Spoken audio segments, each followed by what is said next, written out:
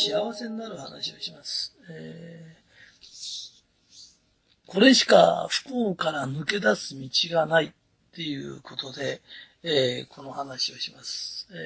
非常に簡単な話なんですけど、分かってくれる人が少ないです。100人に1人分かってくれればいいと思ってます。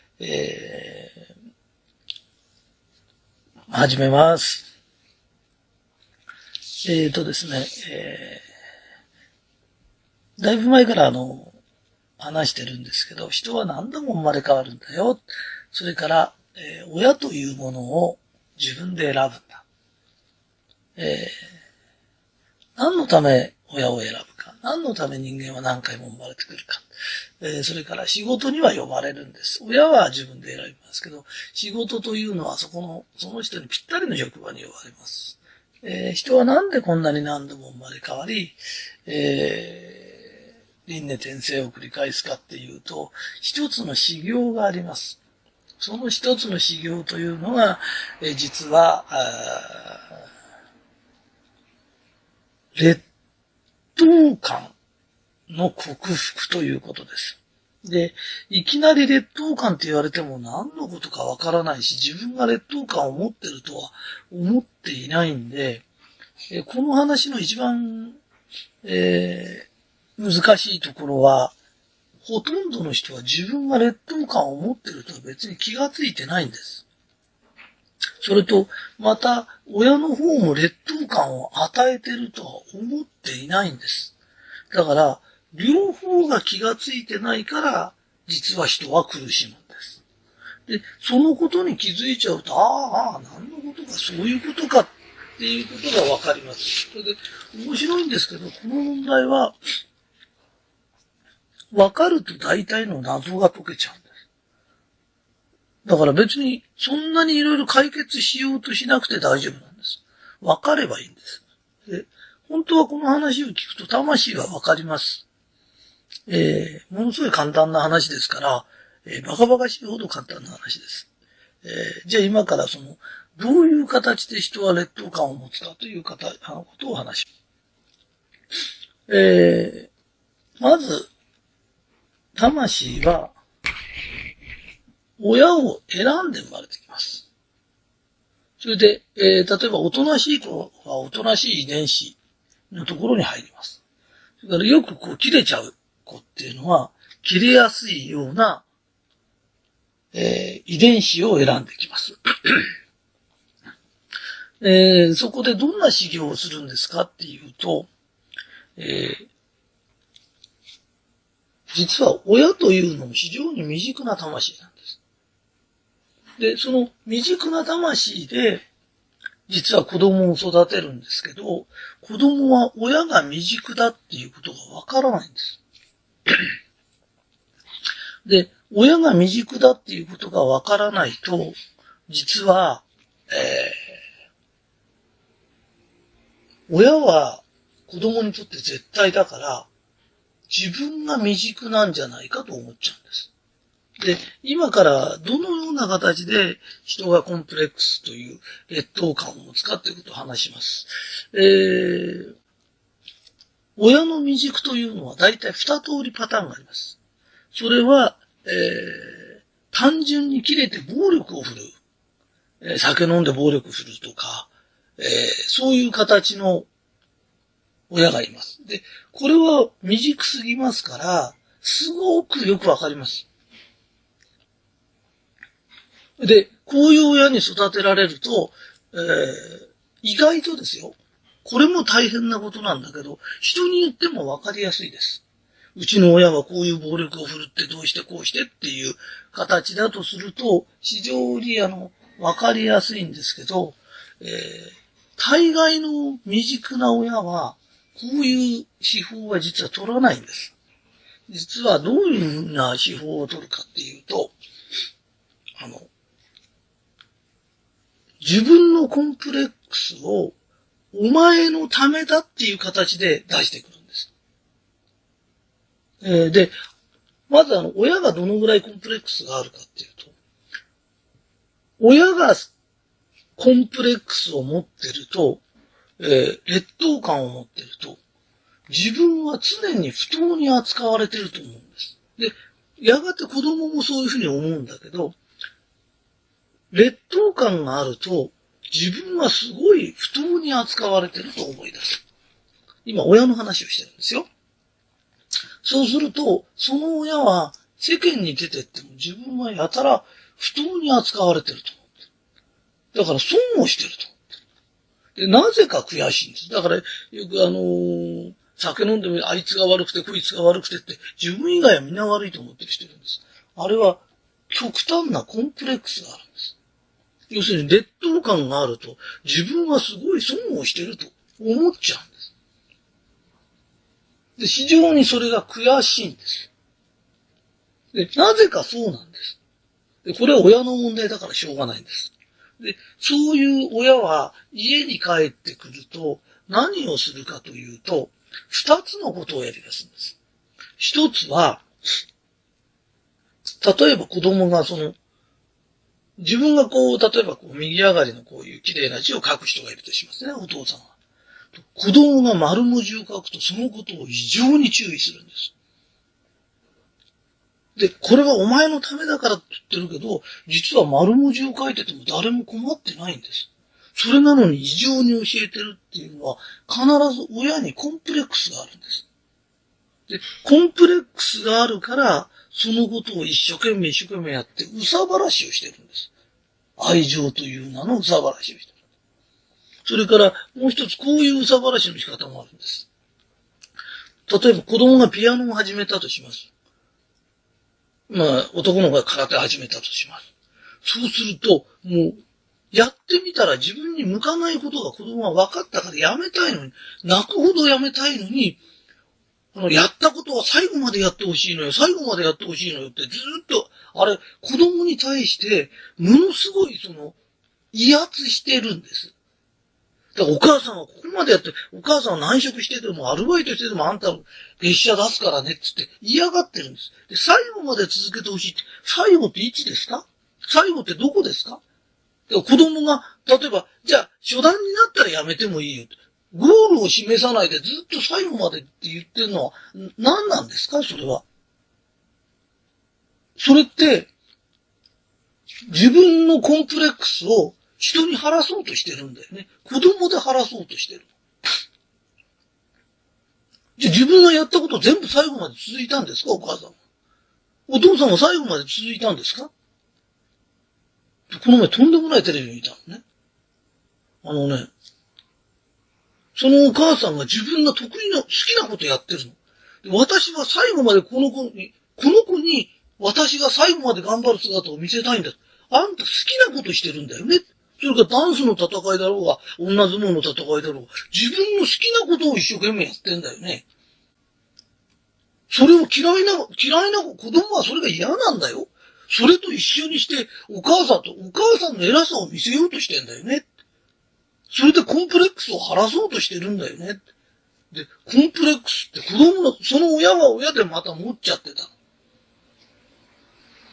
から子供にコンプレックスを与えない、劣等感を与えない最高のことっていうのは、運動会でだろうがなんだろう、学校でいい成績取ると。いい成績取ると喜んであげるけど、成績が下がると、あからさまに嫌な顔するの。ね。いい子にしてる時だけは喜んであげるけど、ちょっと気に入らないと、私は何も言ってないの。顔が言ってるの。態度が言ってるの。それが子供にものすごい劣等感を与えるの。で、例えば、うつ病になっちゃってる子やなんかって、いい子なの。で、いい子なのに、もっといい子を望むの。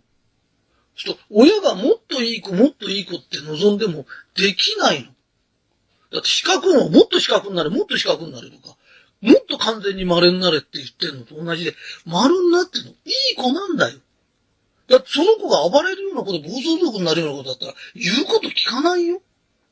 で、いい子なんだからいい子だねって言ってあげればいいのに、もっと親が望むの。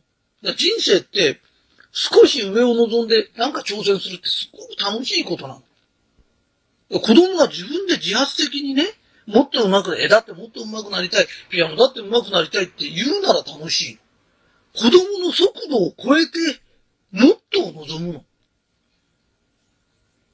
ね、もっと。で、行かないとすごいがっかりした顔するの。それをあたかも親は、あんたのことを可愛がってるからだよ、みたいことを言うの。で、それがものすごい子供にコンプレックスを与える。ね。コンプレックスを、要するに劣等感を与えられると、今度その子供の方は子供の方で、劣等感をと与えられると、自分に対して、自分はいい子だったり、そういう時以外は可愛がられないんだ。おとなしい子のパターンだよ。劣等感をと与えられて育ったおとなしい子というのは、お母さんは自分がいいことした時は喜んでくれる。悪いことすると怒る。ってことは自分は何か常にいいことをしてないといけないんだっていう状態になってくる。で、親は勝手に自分のコンプレックスを補うために子供を叱ってるようなもん。で、自分に劣等感があるというのをよく知らないんだよ。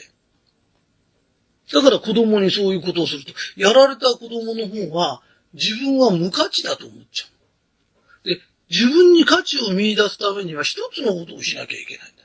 それは、人が喜ぶことを常にしてないと自分は無価値だと思っちゃうから、全員とは言わないよ。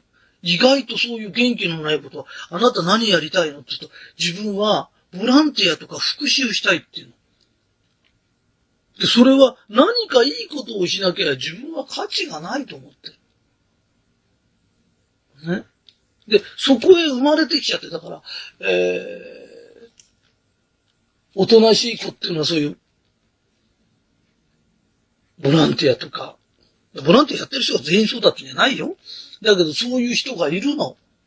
で、必ずそういう人の特徴ってのは楽しそうにやってないの。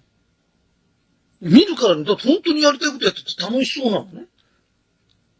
で、自分のコンプレックスを補うためにボランティアやってる人っていうのは、本当はやりたいわけじゃないから、やりたいのって言いながらなかなかやんないの。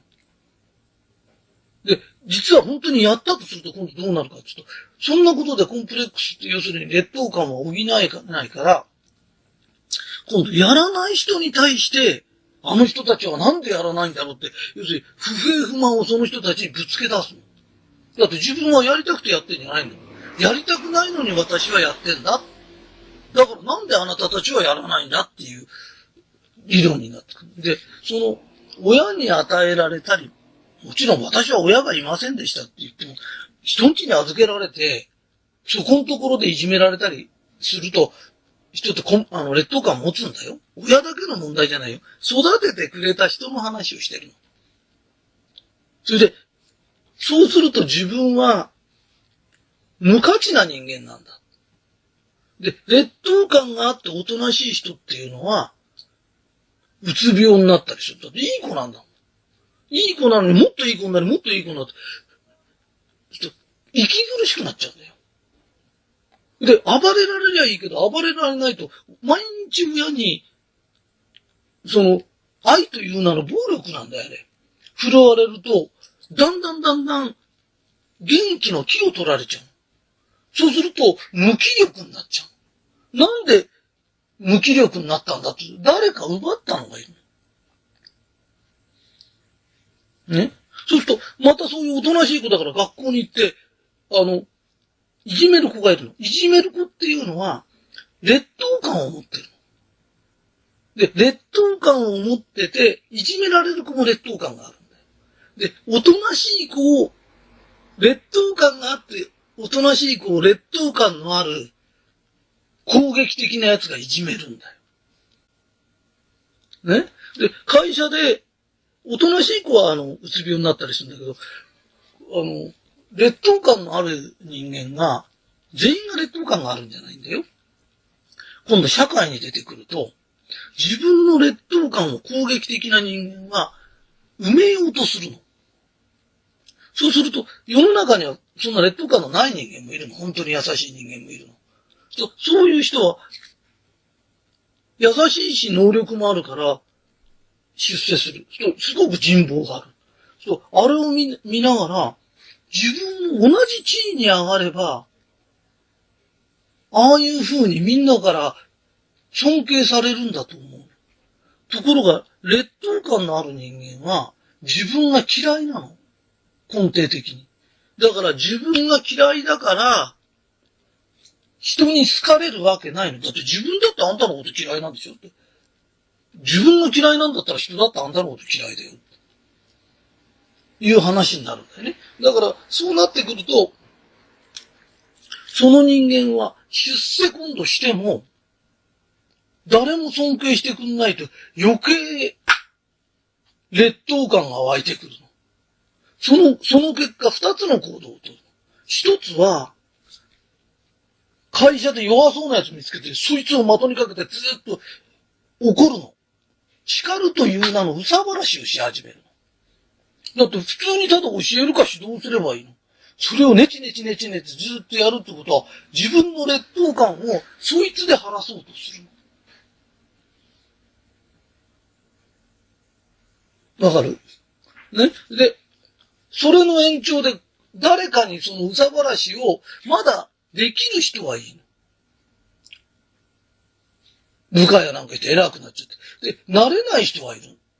慣れない人はどうなるかと、家に帰ってきて、奥さんの箸の上げ下ろしとか雑巾の置き方に対してまで、ネチネチ言うか子供に対して、ずっと言ったりしてる。で、気がついてないの。自分が親から受けてきた劣等感でそうなってるってことを気がついてないの。で、このことに気がつくために何度も人が生まれてくるの。ね。うちの会社に、私の弟子にみっちゃん先生っていうのがいます。みっちゃん先生は、犬とか猫が大好きだからすっごく可愛がる。可愛いっていう。猫ってすごい可愛いよねって。それは違うよ。みっちゃんが猫を可愛いと思う気持ちを持ってる。だから猫を可愛がる。猫嫌いな人から見てゾッとするほど嫌いなんだよね。猫の問題じゃないんだよ。だから、あなたが劣等感を持ったのは、親が未熟なの。親が子供を劣等感を持つ程度しか育てられなかった。でもはっきり言うけど、そういうとこへ生まれた子も自分が親になったら同じことをする人なの。だから別にあなた被害者なんじゃないんだよ。どっかで誰かが気づけばいい。それから課長やなんかでどんどん怒鳴ってたり怒ったり、嫌だなって、俺はなんでまた怒られるんだろうじゃない。怒ってる人に、この人は相当劣等感がある人なんだ。気の毒な人なんだなっていう顔で見ててみな。怒る人やめちゃう。だってバレてるんだ。ね、劣等感を持ってる人ってのは、自分が劣等感を持ってるということがバレるのが一番嫌なの。だから、もっと弱そうな人を探してるの。もっと未熟な人を探して怒ってる。ね。だから、お父さんが帰ってきて、箸の上げ下ろしから、ね、お前がね、俺も疲れて帰ってきてるのに、こんなお前の態度じゃね、しょうがないし、俺は家庭を大事にしてんだよってふりする人に、あんたなんでそんな劣等感持っちゃったのって言ってみな。一発で治っちゃう。だって見抜かれ、で、どっかで、あなたに劣等感を植え付けた人がいるの。それは何ですかって、どんな風にして劣等感を植え付けたんですかっていうと、暴力とかそういう分かりやすいのは少ないの。それより、親のがっかりした顔なの。ね。がっかりしてから立ち直ったように、でも大丈夫よお母さんがついてるから。そのがっかりした顔が傷つけるの。それで傷ついてきたの。だから、うっかりいい子になっちゃうと、意外と最初から成績がずーっと悪かった子とかっていうのは、意外と、親の期待してないんだけど、ちょっと昔勉強ができたとか、良かったとかっていう方が、で、その落ち込みが激しいよね。で、なんつうかな。期待してあげることが愛だと思ってる。愛とはそういうもんじゃないの。あんたが運動会で一着になろうが、ペケだろうが、ね。お母さんあんたのこと大好きだから関係ないから。ね。学校の先生が一番だろうが、ペケだろうが、私にとっては世界で一番かけがえのない子だから、私にとってはそんな細かいことは関係ないんだって。神様があなたを授けてくれただけで私は最高だからって。これが愛なの。それ、うちの子はいい子なのよ。うちの子は何なのよ、かんなのよって。ね。で、いい子だしか、時しか褒めないの。わかるかい？ね、だから、あなたがコンプレックス、要するに劣等感を持ったのはあなたのせいじゃないんだよ。周りが未熟なの。どっかで誰かがこれに気づけばいい。それで、未熟な人っていうのは、例えば夫婦ね、恋人同士でもそうなの。未熟な人の特徴っていうのは、自分以外の世界で、奥さんが楽しい思いしてくると、劣等感のない人は、友達とこう行ってカラオケ行って楽しかったねと、あ、よかったねって言うの。ところが劣等感の持ってる旦那だと、なぜか、ものすごく俺のいないとこでどうやって楽しんだんだよ。そのことすごく嫌がって怒るの。だから、PTA で酒飲みに行こうかカラオケ歌ってものすごく楽しくても、帰ってきた時に、楽しくないふりしなきゃいけない。例えば、もう嫌になっちゃう、あんなもん私二度と行きたくないのよ。辛かったのよって言わないと喜ばないの。ね。そうするとそんなこと長く続けたらくたぶれちゃうから、もう別れちゃおうってなるの。でも、別れられた旦那はなぜか気がつかないの。で、奥さんでもいるの。あんたばっかし楽しくていいわねとか、人が楽しかったのはよかったねって言えばいいのに、それを言えない雰囲気を作るの。で、それはなんでですかって言ったら、あなたの中に劣等感がある。だから、お父さんとか親が劣等感のある人の特徴っていうのは、愛という名の暴力を振るう人っていうのは、獲物を逃がしたくないの。子供が獲物なの。気がついてないけどそうなの。そうすると子供のことをネチネチずーっと、もっとしっかりしましょうねとか、お母さんがついてるからねとか、要するに重圧をかけるの。かといってもこの獲物を逃がしたくないの。だから子供が自立しようとか独立しようとかって言うと邪魔したり、適当に困るって、要するに、与えすぎると逃げてっちゃうから。逃げない程度のお金あげるとか、それでネチネチってずーっとやってるの。で、女の人は最後の最後。もう逃げ道は二つしかないの。病気になるか男作って逃げ出すから。で、なぜかこの男を作って逃げ出した時っていうのは、その男というのも、劣等感の塊みたいですと必ずぐらい一緒になる。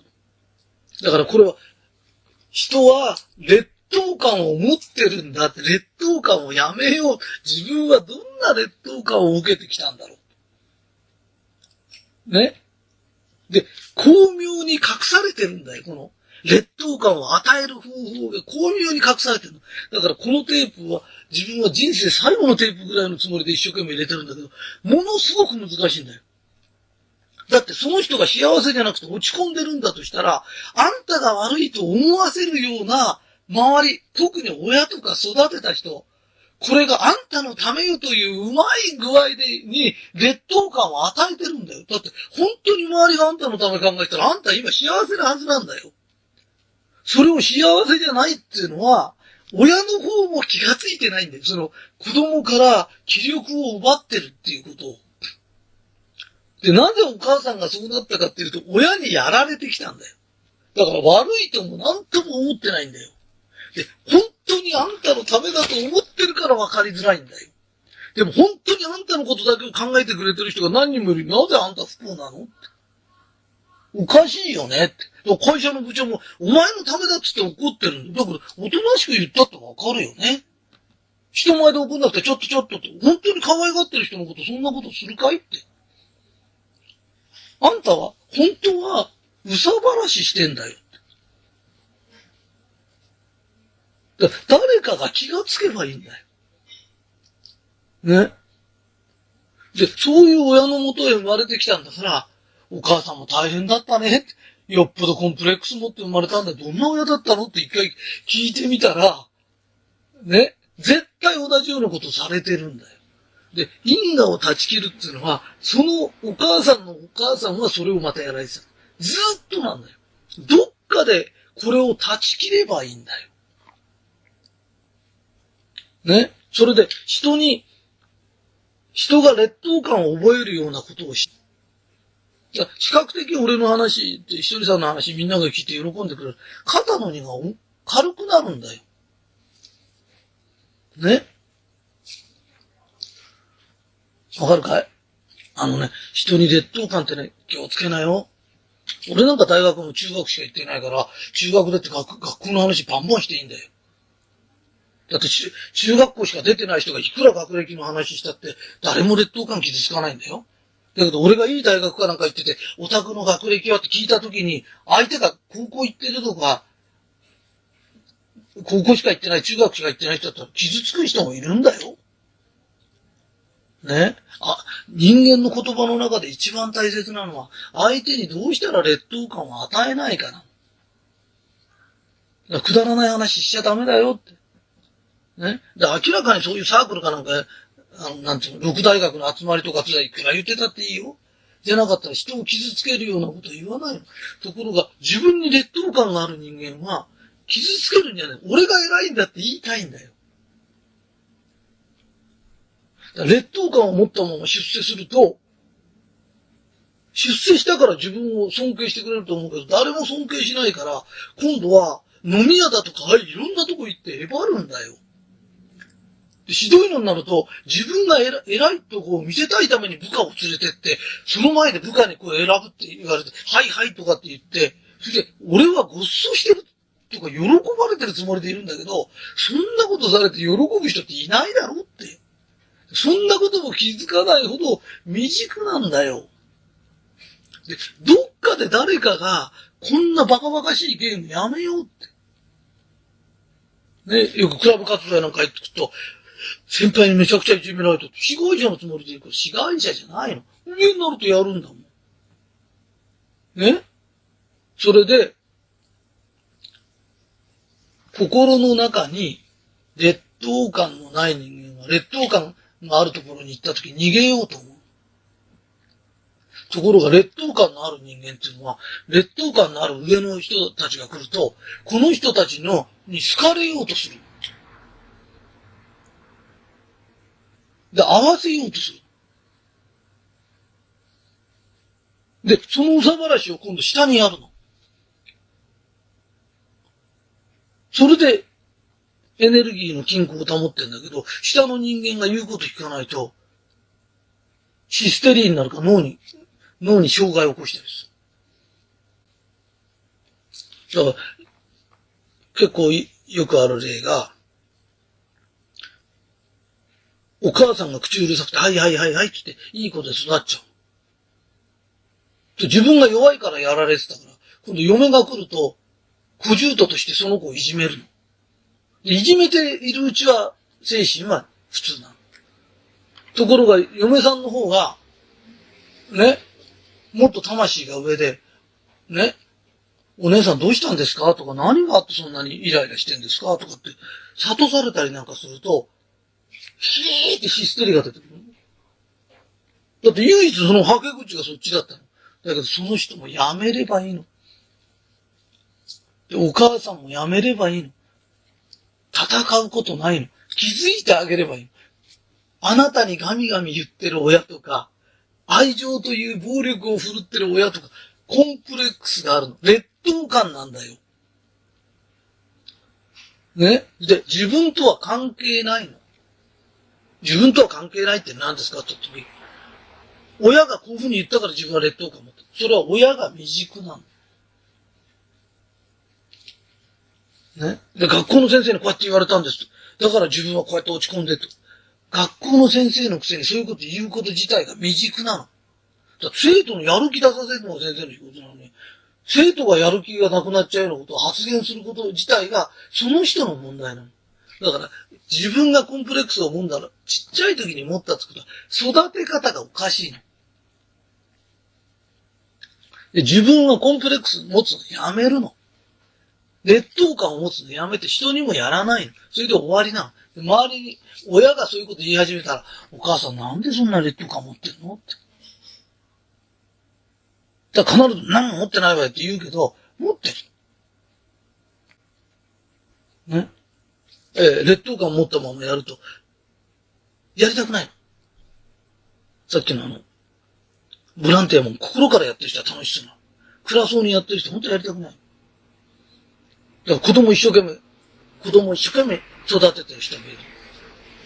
私は会社で同僚やなんかに一生懸命尽くしてるのになぜか好かれない人っている。楽しそうじゃないか。心から、周りの人の仕事手伝ってやりたかったら、必ず、楽しそうにやってんだよ。普通そうにやるんだよ。だから子供を一生懸命育ててるの子供に暴力振られたり殴られたりする人っているのね。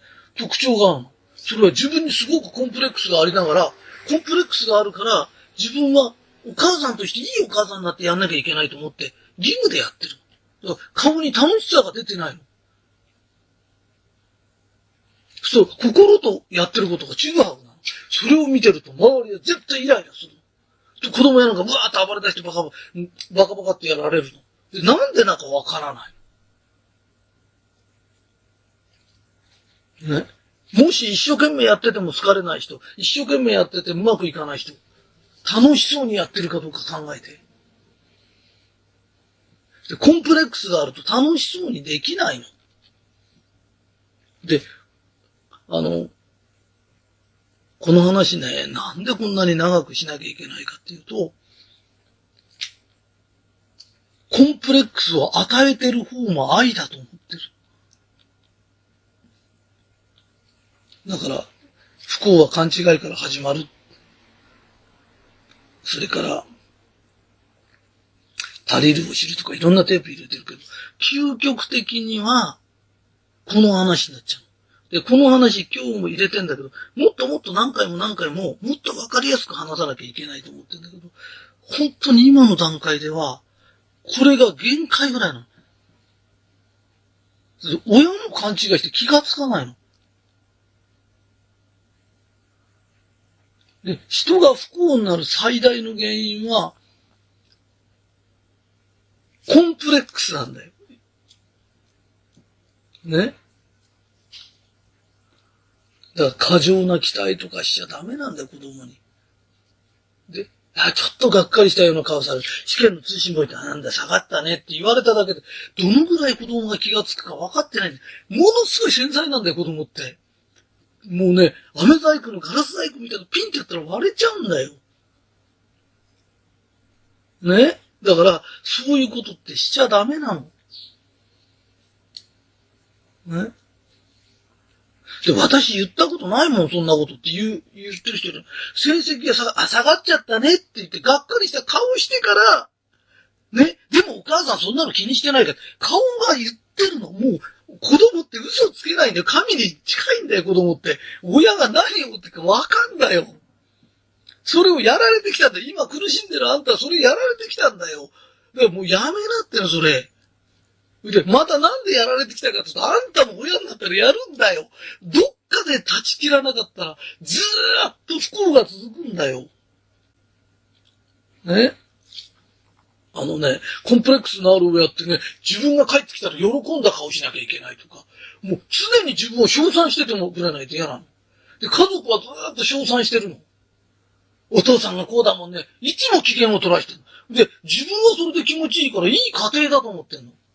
だから、突如としてね、奥さんがヒステリーになったり、ノイローゼになったり、気が狂ったりしたら、自分を称賛させてるだったかどうか考えな。いつも自分を褒めててほしいとか、いつも自分を見ててほしいとか、そんなこと言わないよ、普通の人間。言ってるとしたら、あんた子供の時からずーっと劣等感の塊なんだよって。で、劣等感で出世しちゃうやつっているんだよ。だから頑張んなきゃいけないって。だから、あんなに出世してんのにとか、よく夫婦で、いつも一緒にいてっていう夫婦いるんだよ。だから他人は仲がいいと思ってんだよ。いつも旦那のこと褒めてた、いい奥さんじゃない。いつも旦那のこと褒めてたいかって普通。で、いつも一緒にいたいかって普通だとしたら、あっち行きたい、こっち行きたいってあるだろって。ね。よっぽど厳しい親に育てられたか、よっぽど劣等感があると、奥さんとか子供にそれを望むんだよ。ね。で、本当にいい奥さんなのにね、突如として気が狂っちゃってて。本当にそんなにいい人に、そうだ、いてね、愛に包まれてて、おかしくなるかいって。じゃあ、医学上なることもあんのかわかんないよ。でもその前に、自由にさしてたかいね、人と楽しいことあったら楽しかったねとか、よかったなとか、また言っといでよって言ってたかいって。で、なぜそれを言えないんだいって。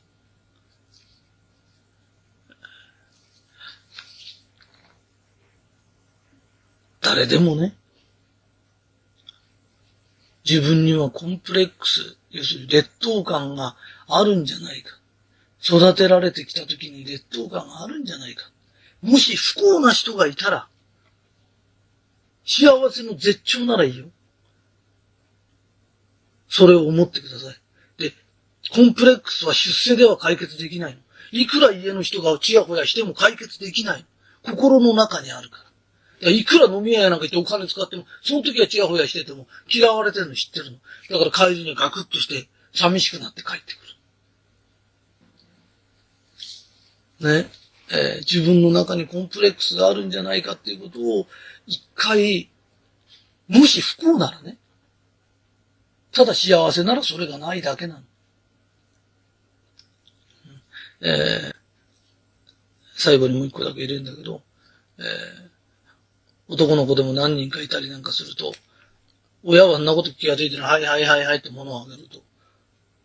ただ近くにいたからあげただけなのに、子供の方はなんで弟の方が先にあげんだろうとか、俺は差別されてんじゃないかとかって思うけど、あんたの親はそんなこと考えてないの。ね。親がイライラしてるとつっけんどに子供に扱ったりすると、その時怒りやすいから怒ってるだけなの。子供の方はなんで俺なんだと思う。弟が可愛いんじゃないかとか、兄貴が可愛いんじゃないかとかと思う。そんなことすら考えてないの。あなたの親は思いつきでただやってるだけなの。ただそれだけなんだよ。だから劣等感を持つほどの問題じゃないんだよ。このね、劣等感という呪縛からどうやったら解き放されるのか。でね、気がつけば、ただそうなんだ。未熟な親を選んできてる。それで、この劣等感をなくす。やめる。これが今世の修行なの。何回生まれても最終的に、この劣等感を持ったまま幸せになることができないの。で、できるだけ人に劣等感を与えない。で、それができれば今世の修行なの。何回でも起きるの。で、今世は分からなくてもいいです。人には劣等感があるんだ。全員じゃないよ。うまくいってない人。いつも怒ってる人。えばってる人。こんなの政治家でも、俺はこんなに偉いんだとかってやってる人とかいて、なんでそこまでえばるんだって人見たとき、この人は劣等感があるんだ。ちっちゃい時によっぽど劣等感のある育て方したんだ。その劣等感が外に攻撃的になって、劣等感が攻撃的になって。で、劣等感が自分を攻撃したときに、うつ病になったり、部屋から出られなくなったりするの。で、原因は、攻撃的な奴が劣等感を持ったか、ね、攻撃的じゃない優しい奴が劣等感を持ったかで、起きる行動が違ってくるの。ただそれだけなの。原因は劣等感なんだって。根拠のない劣等感なの。ね劣等感のある人は人に認められるよって努力いっぱいするけどよしな。あんたのことを神様が認めてる。神が認めてるからあなたを地球に生ましたの。だから神が認めてんだから周りの人間が何だって関係ない。ね。私のことは神様が認めてくれてんだってさ、そう思えばいいの。長くなりましたけど、一応終わります。はい、追伸です。今ね、劣等感の人ってどんなタイプなんですか？自分たちの見抜ける方法がありますかっていうので、見抜ける方法を教えます。それと、見抜けたら、今度は、じゃあそこから、どうしたら逃れることができますかっていう質問もありますから、それに対して答えます。でまずは、劣等感のある人を見抜くタイプ。見抜く方法です。で、これはものすごい簡単ですから、誰でもわかります。まず、職場で想像してください。やたら怒ってる人います。それはちっちゃい時よっぽど劣等感を受けてます。で、いつも劣等感でイライラしてます。で、劣等感のある人ってのは常にイライラしてますから、そのイライラを話すために、いつもでかい声出して怒鳴ってます。で、こんなことで大きい声出さなくたって普通にわかるじゃないかっていうのに、でかい声出してる人は劣等感があります。で、イライラがあります。で、劣等感プラスイライラになってくるんです。劣等感はイライラに変わります。で、イライラに変わると怒鳴ります。いいですか？で、それが攻撃型タイプなんです。攻撃型劣等感タイプなんです。それと、もう一つ、内向型イライラタイプがあります。で、内向型イライラタイプっていうのは、イライラは同じです。ところが内向型ですから、怒鳴ることはできません。その代わり相手のことをうじうじ、お前こうじゃダメじゃないか、お前のためにこうやって言ってて、お前何回言わせるんだよとか。ね。俺はね、お前が憎くて言ってんじゃないんだよとか、長いです。だから片っぽはガーッとでかいです。でかい声出す必要がないのにでかいです。で、片っぽは、ねちねちあんなに長くやらなくていいのに長いです。わかりますか？だって1分で済む話10分してます。で、これは両方とも劣等感なんだっていうことです。で、もちろん家庭でもそうですよ。家庭に帰って怒鳴ってるお父さんとか、ねちねち子供のことずっとお説教してるお母さんとか、これもちっちゃい時の劣等感です。だから、必ずタイプ的に分けると、攻撃型のガーッとうるさい、怒鳴るタイプ。それとも、ねちねち言うタイプ、内向型と、劣等感のある人がいます。っていうことです。中には、怒鳴った上に長いとかって、これはすごいのがいる。これものすごい劣等感を持ってます。だからその人の育った環境を聞くと、これじゃあ劣等感を受けちゃうよなっていうような育ち方してます。でも、人を怒鳴ることでは晴れませんよ。では今からそういう人と会ってしまった場合。最悪の場合会っちゃうこともあります。そういうのを上司に持っちゃう場合もあります。自分が的かけられてやられちゃう時もあります。では、これからやられてる人はどうしましょう。見抜いてください。この人は私を怒鳴ってるけど、私のためでも何でもない。ただ、劣等感なんだ。あんた劣等感ありますよねって、親役に言えません。言えなくてもいいです。呼ばれる前から、もう、朝とか、ね、何々部長が劣等感から救われて、早く幸せになりますように。会社に入る前に一つ、心の中で念じてから入ってください。人、だんだん変わってきちゃいます。なぜかっていうと、劣等感を持っている人は、劣等感だっていうことを見抜かれると、もうバレちゃってるからできないんです。それと同じように、家に帰ってきて怒鳴る。親父さんやなんか言ったら、もうよほど劣等感を受けてきたんだから、この人は、早く劣等感から抜け出して幸せになりますように。ね。それと、自分のことも気がついて、子供にネチネチやってんだとしたら、私劣等感なんだ。気がついてください。たったそれだけで、このパターンがわかる。そして対処の仕方がわかる。これだけで人はバラ色の人生を送れますよ。以上です。はい、すいません。このテープを聞いて、いくつか質問が来てるんで、その絵に答えたいと思います。一番多い質問がですね、劣等感が子供の時受けてあるのが分かったけど、それをなぜ大人まで引きずってしまうんですか？それでなぜそこから抜けられないんですかっていう質問と、もう一つ、自分が劣等感だって分かったんだけど、その後どうしたらいいんですか？どうしたら救われるんですかっていう質問が来てるんで、それに答えたいと思います。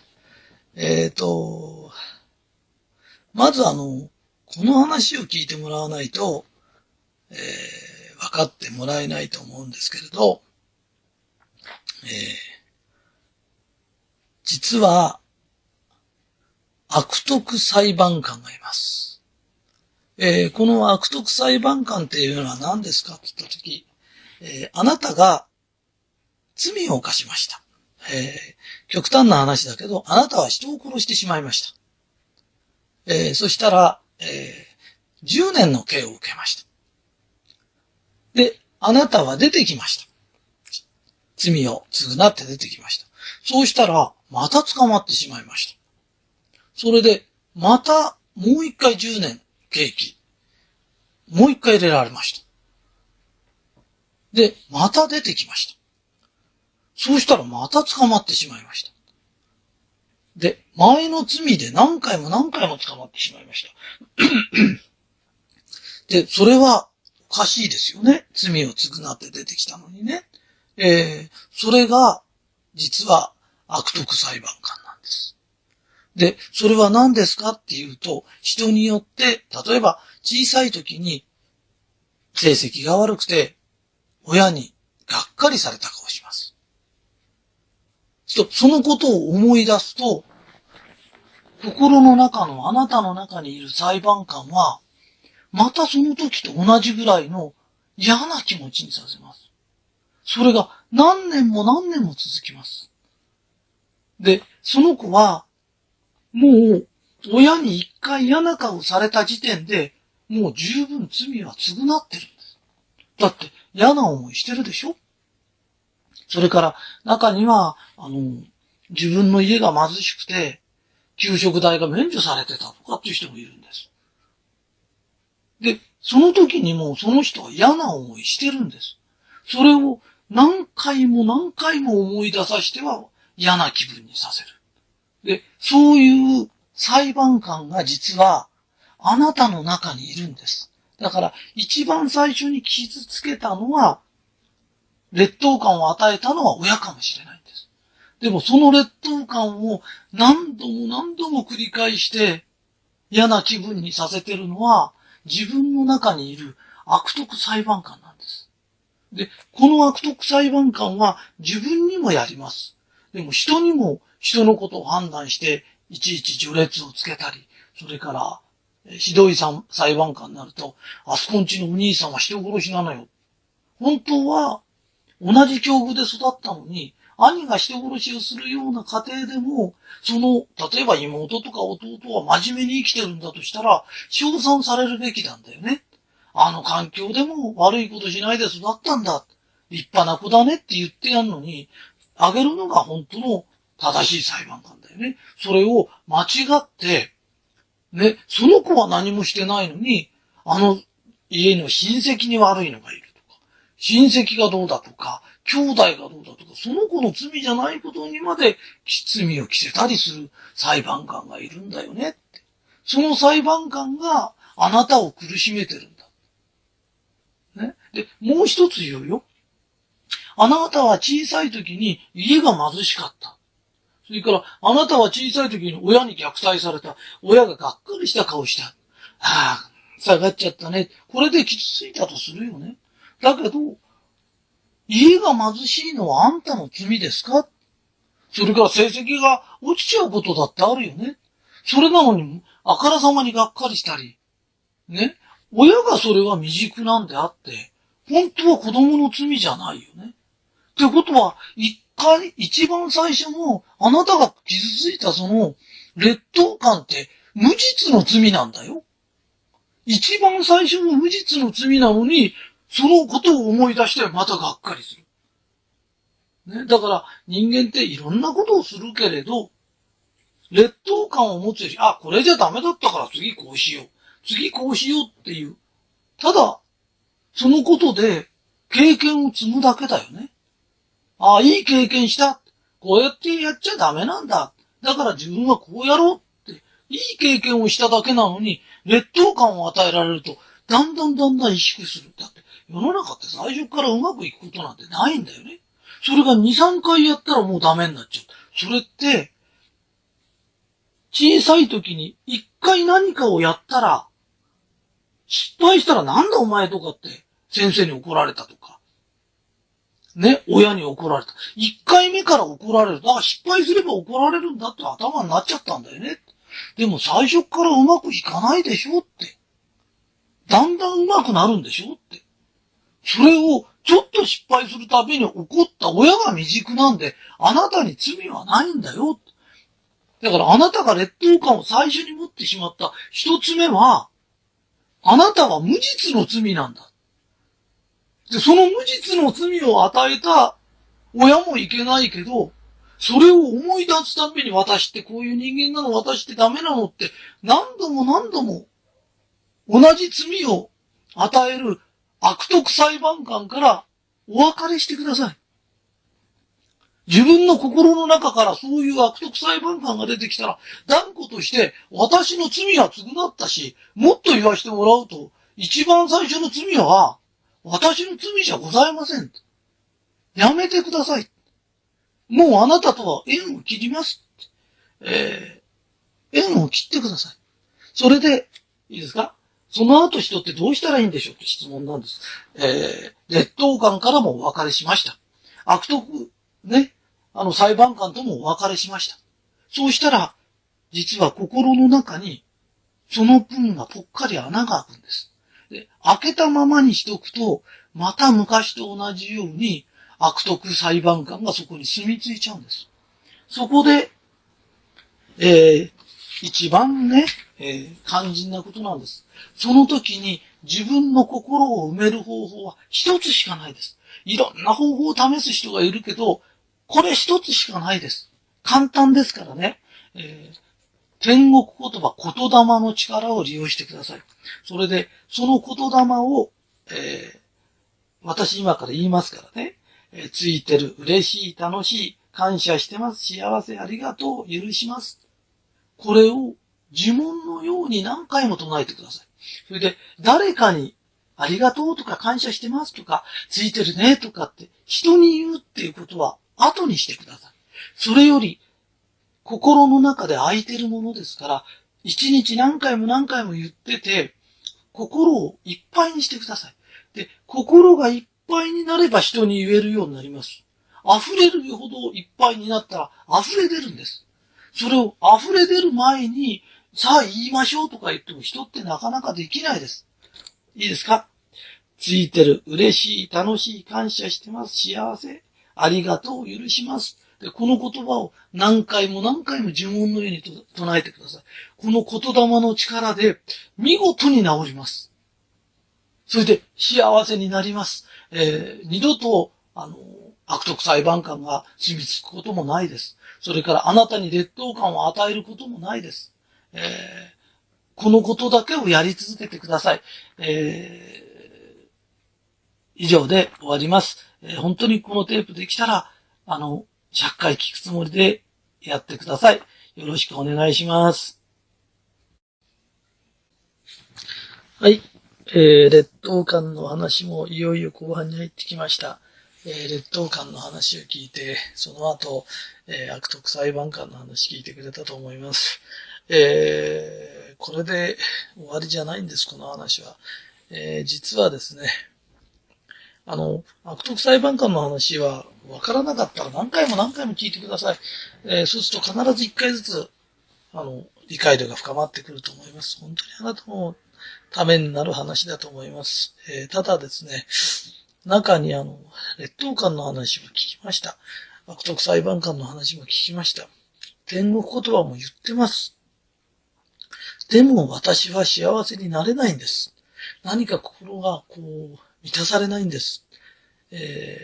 そういう方が出てきます。で、そういう人が出てきたらどうしたらいいのかっていうことなんだけど、普通の人はあんたちゃんと言ってるとか、何回も言ってるかいとか、そういうこと聞いちゃうんですけど、これを聞いても、幸せになれない人は、99% はたった一つの理由しかないです。それは、あなたに劣等感を今でも与え続けている人。例えば親とか上司とか、そういう環境があります。で、そういうあなたに劣等感を与え続けている人と、実は一緒に生活している人。例えばその人に依存をしている人。旦那さんであなたに劣等感を与えるようなこと、本当にお前みたいバカ嫁いないとかっていう人もいれば、ネチネチ自分が旦那さんが劣等感を持ってて、ネチネチ箸の上げ下ろしまで言うような旦那さんと別れられない人。生活で依存しちゃってる人がいるんです。そういう人は、何を聞いても幸せになれないんです。だから、本当に天国言葉言ってるとかっていうより、あなたは誰と一緒に生活してるとか、会社にいる人どんな人だいって聞いた方がいいです。人間として一番辛いことって何ですかって言ったら、あなたに劣等感を与え続けている人と離れられないということなんです。で、なぜそれは離れられないんですかっていうと、そういう人は精神的にあなたを虐待してます。ところが、本当の悪者は、実は、あなたなんです。なぜかっていうと、あなたは自分のことをもっと低い人間だと思ってるんです。いいですか？あなたはもう自分はだらしがない人間で、なんて言われようと、ね、こっから出てったら食っていけないんだとか、自分というものをすごく虐待してるんです。で、あなたを100虐待してるとします。そうすると、普通の人が90虐待しても、あなたはそれに耐えられるんです。本当にあなたを虐待しているのはあなたなんです。ね。あなたは自分を低く置いてます。だってあなた以上にあなたを虐待したらそこには絶対入れませんよ。耐えられないんです、人間っていうのは。でも、あなたはもっと自分を虐待してるんです。だから他人の虐待に耐えられたり、あなたに劣等感を与える人から耐えることができるんです。だから、そういう人って、原因をちゃんと突き詰めればいいんです。それから、もう一つ言うと、人を怒鳴ること、ねちねち言うことをやめられない人っているんです。それはいつもイライラしてると、覚醒剤現象って言うんだけど、覚醒剤を打つと、一瞬だけふわっと気持ちよくなる。またしばらくすると覚醒剤を打つ。そのうちだんだん体が蝕まれていくのと同じように、イライラしていると、部下を怒鳴って、弱い者をいじめる。ね、家に帰ってきて、奥さんにネチネチ言う、子供になぜ肘をつくんだ、なぜお箸をあれするんだ。優しく教えればいいことを怒鳴ったり、ネチネチ言ったりすることで、鬱憤を晴らしてるの。それって、覚醒剤を打って一時期気持ちが良くなるだけだよね。そんな覚醒剤を打ち続けたら体が悪くなるよ。それと同じように、そんなことをし続けたら、あなたのお子さんだったり、家庭だったり、あなたの部下だったり、あなたの環境を破壊してるのと同じだよ。ね。いつもイライラしてます。いつもイライラしてる人っていうのは、イライラを、俺は悪い人間だ。ね。イライラしてるとは絶対思いたくない。イライラしてる上に、自分は立派な人間だと思われたいから、いろんなところでかけてって、従業員がちょっと落ち度があると、君はこうじゃなきゃダメじゃないか、どうのこうのって正義感を振りかざす。中には、うちの子供は正義感が強くて、学校の先生とこういうふうに揉めて、ああいうふうに揉めてって言うけど、そんなに正義感が強い子は、あっちでもこっちでも揉め事を起こすわけないでしょ。イライラしてるんだよ。そのイライラをあっちにぶつけ、こっちにぶつけているんだよねって。ね。劣等感の強い人間が、ね。宗教をはじめ、私が神だとかって言い出すと、悪徳裁判官と一緒にいるから、とんでもない犯罪を犯したり、とんでもない虐殺を始める。そういう人間が、ひとたびね、独裁者になっちゃうと、ヒットラーみたく、ね、あの民族を皆殺しにするんだとか、とんでもないことを言い始める。なぜ地球から戦争がなくならないんですかね。なんでこんな素敵な星の中で、こんなに争い事が起きるんですか。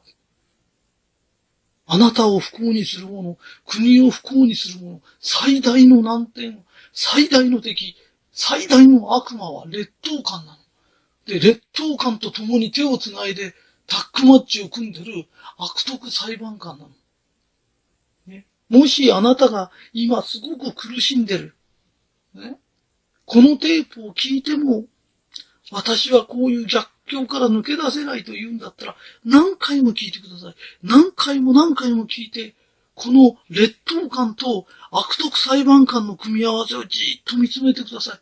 そしたら、いろんな人のことを見抜けるようになります。見抜けるようになった人間は顔が違います。出てくる波動が違います。その人とはもう別の人です。人生も別の人生を歩めます。よく勉強してください。自分のことを見抜いてください。自分で自分を虐待してないですか？そうだ、私は自分のことを取るに足りない人間だと思ってた。怒られながらもじっとしてなきゃいけない人間だと思ってた。その人間をこの人間は怒り続けて、さもお前のためだと言いながら、劣等感を晴らそうとする人間なんだ。一つ一つ見抜いてください。すべてを見抜いたとき、今あなたに起きている現象が変わります。あなたから出る波動が変われば、すべてが変わります。もう知り抜いた人間と知らないで怯えてた人間は違います。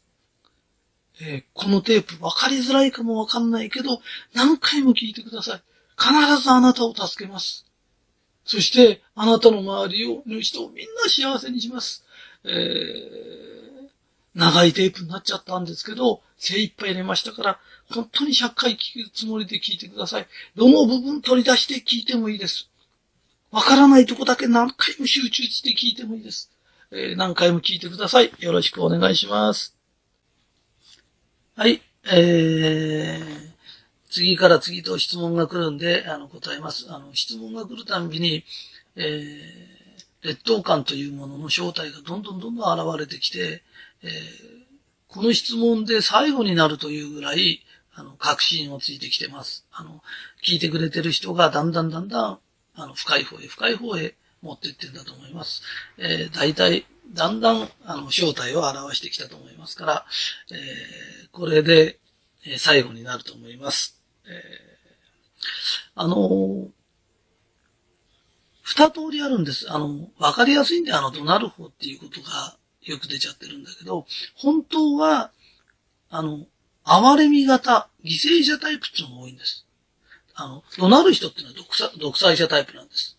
独裁者で会社でもこう弱ってる人っていうのは、下に対して独裁者なんだよ。お前のためを思ってるから言ってんだとかって言ってるけど、上の人間に一言も言えないの。下に強いのが独裁者のタイプだからね。で、もう一つのタイプっていうのは、被害者タイプなの。ともかく私は親にこうやってやられてきたんです。で、その人が親から抜けて職場行くじゃない。ね。職場で私はこういういじめにあってます。ね。で、今就職辞めてて、今度、ボランティア活動でもするんです。ボランティアの団長さんがこういう人でって、必ずあります。もう常に自分は被害者なんです。で、その被害者になることによって、相手から同情というエネルギーを取ってるんです。で、片っぽは怒鳴ることによって人からエネルギーを取ってる。もう片っぽの方はねちっと始まって、被害者を装いながら相手の同情という形でエネルギーをずるずる引っ張り出すっていうか、自分がいただいちゃうタイプといるんです。ね。だからこれ、いろんな人がいるからね。だからそういう人が商売始めると、最近同業者が出てきてどうなのよとかって言うけど、同業者のいない商売なんかないんだよ。ね。だから常にそうなの。ずーっと聞いてて、この人被害者タイプだ。で、私からエネルギー取ろうとしてるんだ。ね。で、また、そういうのに引っかからないようにね、2パターンしかないんだから。ね。で、ところで、この人は、なんで独裁者タイプになってどうなってんのか。片っぽは、なんで被害者タイプでこんなことしてるのか。劣等感の正体って何ですかって言ったとき、その正体とは、恐れなんです。人間の心っていうのは、人間は神が作りたもったときは、愛と光でできてるんです、神の。ところが、我というあなたを劣等感に陥れ入れてるものは恐れなんです。それで、恐れなきゃいけないって育てられてるんです。いいですか？はじめに言葉ありき、ついてる嬉しい、楽しい、感謝してます、幸せ、ありがとう、許します。こういう言葉を言ってるときは愛なんです。ところが、ついてない不平不満、愚痴、泣き言、文句、心配事許せないと。全部恐れから出てる言葉なんです。それで、この世の中で不幸な人と幸せな人って、知らない人はお金のない人、お金がある人は幸せなんですけど、お金があってもノイローゼになっちゃってる人とか、病気になっちゃってる人とか、いっぱいいるの。ね。いい大学入れば幸せなんだって言うけど、いい大学入って頭おかしくなっちゃってる人とかいっぱいいるの。ね。お医者さんになれば幸せだって言うけど、ある人が病院に働いてたんだけど、お医者さんってものすごくえばるんだ。全員じゃないよ。だけど、えばる人って何ですかって言うと、劣等感の塊なの。ちっちゃい時から、お前、医者になれなかったら大変だよとか、ね。あの子と比べて見てごらんなさい、成績がいいんだから。成績のいい子って必ずもっといい子と比べられてんだよ。だから、劣等感みんな持っちゃってる。でもそれって何ですかって言ったら、恐れを植え付けられてるってことなの。ね。で、この恐れが多いと、この地球ってこんな素晴らしい星なのに、地獄で生きてる人と天国で生きてる人がいる。で、それは、恐れの持つ時間が多いか少ないかな。テレビ見ても恐れを植え付けるようなこといっぱい言うの。このままじゃ国が破綻しちゃう、保険がもらえなくなって、あんたどうすんのって。ただでさえお金ないのに、怪我したら大変だから保険に入りましょう、何しましょう。すごく恐れを植え付けるようなことばっかし言うの。だから、怯えてる人間がさらに怯えるの。ね。で、そんな怯えたことを考えてるんだったら、ついてる、嬉しい、楽しい、感謝してますって言ってる方がいいの。ね。この恐れがあなたをおかしくしちゃうの。恐れてもう恐れて押しつぶされそうになると、その、ぐーっと押しつぶすとどっかに出るよね。例えば、まんじゅうでもギューッと押しつぶしたら横からあんこが出てくるじゃない。それと同じように、怒鳴る方に出る人と、ね、哀れみ型でねっちり出る人、ね。で、自分はもうどうしようもないんだ。ね。押されてどうしようもないんだ。この劣等感から逃れる方法はないかっていうと、むちゃくちゃ頑張って学力の方に行くとか、それともなかったら、お金がないのにブランド物買っちゃって、ブランド物を持ってると人が注目してくれるんだ。自分一人じゃ、劣等感は抜けないけど、ブランド物を持てば人が注目してくれるんだ。それもそのうちだんだん最新型じゃないと人が注目してくれないんだって。だから借金しても最新型買っちゃう人いるんだけど、それは、あなたが持ってる恐れだけなの。ね。それで、この恐れから抜け出した人は天国に行けるの。で、神様がこの地球で学びなさいと言ってることはたった一個なの。いいですか？むちゃくちゃ最後の確信は簡単だからね。あなたは自分を尊重してください。自分を愛して自分を尊重すればいいんです。で、尊重できない理由はたった一個なんです。あなたが完璧主義者だからなんです。人間は完璧じゃないんです。完璧じゃないからあなたは、私はこれもできない、こんなだらしない、あれができない、これができない。親からもこう言われて、ああ言われて。親も完璧じゃないんです。あなたも完璧じゃないんです。ね。で、完璧じゃないあなたが完璧になる努力をしちゃダメなんです。ね。自分って、能力やなんかも大してないのによくこんだけ頑張ってるよな、とか。偉いよな、って。で、人を見ても、あなた偉いよね、って。いちいち人のこと心配するのやめてください。いちいち腹立てないでください。あの人ああだとかこうだとか、よく頑張ってるよな、って。ね、官僚代わり、政治代わりじゃなくて、政治家もよく頑張ってるよな。別に俺がやったからってそんなに、あの人たちより立派にできるわけでもないの。みんなのことを尊重したとき、たちまち天国になる。だって、心配とは、恐れから出る言葉。尊敬とか、ね、尊重というのは、愛からしか出ないの。恐れを生み出すもの、恐れが出てきたとき、全部それを潰しちゃえばいいの。その癖をつければいいの。恐れって勝手に出てくるの。恐れが出てきたらついてるって言っちゃうとか、ね、自分のことを、劣等感が出てきそうになったら、しかし自分はよく頑張ってるよなとか、いや、俺は自分のこと尊重して尊敬してんだよ。だから、自分より上の人間見たらますます尊重するし、今頑張ってる未熟な人間見ると、あの魂やなんかもあと5代とか10代したら、素晴らしいのになるんだろうな、素晴らしい魂になるんだろうな。尊重なの。子供のことも、お前のことが心配でさ、っていうの恐れなの。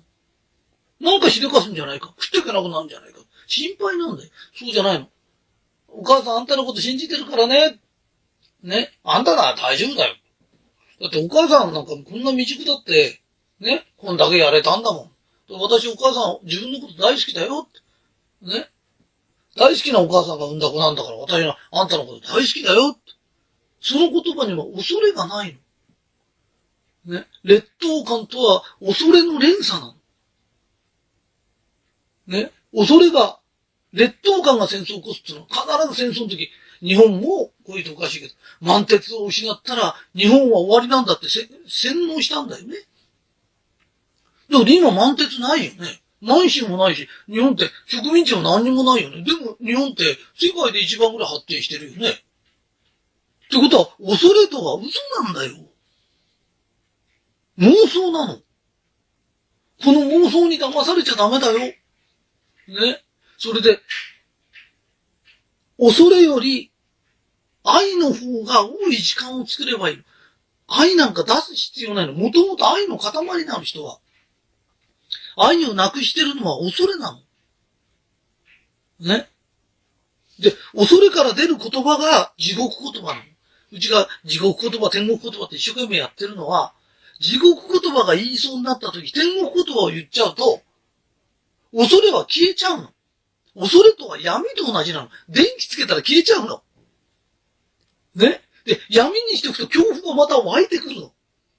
夜になら闇が来るのと同じように、あなたの心にも闇が出てくるの。出てきたらすぐ明かりつけるの。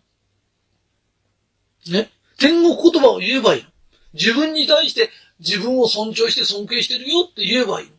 で、たったこのことで全部変わっちゃうの。だって、怒鳴ってる人見て、この人怒ってんだじゃなくて恐れてんだって目で見たら、見方が変わっちゃうの。ね。いつも泣き言言ってる人、あんた何恐れてんの？悲しいんじゃないの。恐れてるの。で、見抜かれたらもう、明かり照らされたらその人いられないの。消えてくの。で、治っちゃうしかないの。ね。自分のことをそのままで尊重しな。そしたらどんどん変わっていくの。変わってから自分を愛するんじゃないんだよ。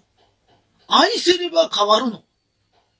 で、尊重するってどうするんですか？四六時中言うの。キリストが言ってる。はじめに言葉ありきなの。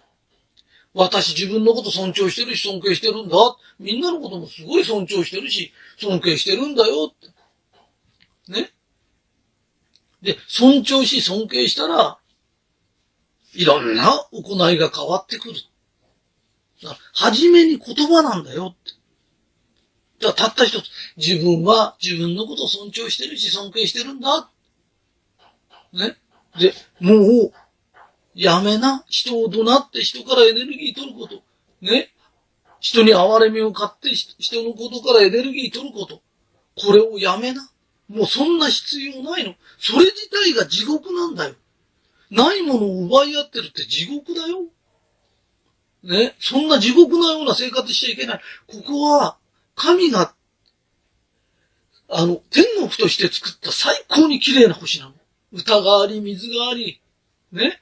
それから緑があって花があるの。こんなすごいところで、素晴らしいところに生まれて、なぜ地獄のように生きるんですか？誰があなたに最初に恐れを植え付けたんですか？ね。恐竜が出るわけじゃない。街にライオンが出るわけじゃない。そんな、こんな素晴らしい星にしたのに、なぜずっと、代々、あなたの家は、あなたに恐怖を植え続けるんですか？ね。なぜテレビでも何でも恐怖ばっかし植え付けるんですかって。日本って世界で一番豊かな国なんだよ。それなのになぜこんなに苦しいんですか？なぜですかって。ね。寄れば触ればみんなで恐怖体験を話し合ってんでしょって。ね、恐怖なんてオカルトのお化けの話でもしてりゃたまに楽しくていいの。それよりね、なぜ自分をそんなにいじめるんですか？あなたは自分をいじめてるんだよ。えばってる人も、あなたは本当は自分をいじめてるんだよって。何を恐れてるんですかって、ね。恐れより愛を出してください。で、愛を出すのには、天国言葉を言えばいいです。で、たった一つ、大元の自分を私は尊重してるし尊敬してるんだって。能力が、もし能力がなかったら、私試験やなかったら本当にできなかったのに、社会出たらなんとか生きてんだよね。すごいよねって。ね。褒める気になればいくらでも褒めれるの。けなす気になればいくらでもけなせるの。自分をけなして生きたら地獄だよ。ね。自分の穴探す人は必ず人の穴探すよ。まず自分だよ。まず自分が、私は私を尊敬してます。尊重してます。ね。世間は反対のこと言ってるの。自分を落として人を立ててる人間を立派だとかっていうの。ね。それから自分をちょっとね、尊重して尊敬してるとかって、あんたナルシストとか、くだらないことばっかし言うの。人が幸せになる邪魔するんだよって。代々ずーっと続けるんですかって、これを。幸せになってください。私は、このテープを一生懸命聞いてくれた、1時間も2時間も聞いてくれたあなたをずっと尊重し尊敬してます。ね。私も未熟だけど、私は私で一生懸命尊重し尊敬してます。そしたら、やれることも出てきました、こうやって。ね。みんなも、エネルギーを恐れに使わないでください。ね。たった一回の人生を地獄としてここを生きないでください。ね。誰が何と言っても、ひとりさんはあなたを認めてるし、神様もあなたをずっと認めてます。ね。そのことだけ忘れないでください。長い話です。終わりました。ありがとうございます。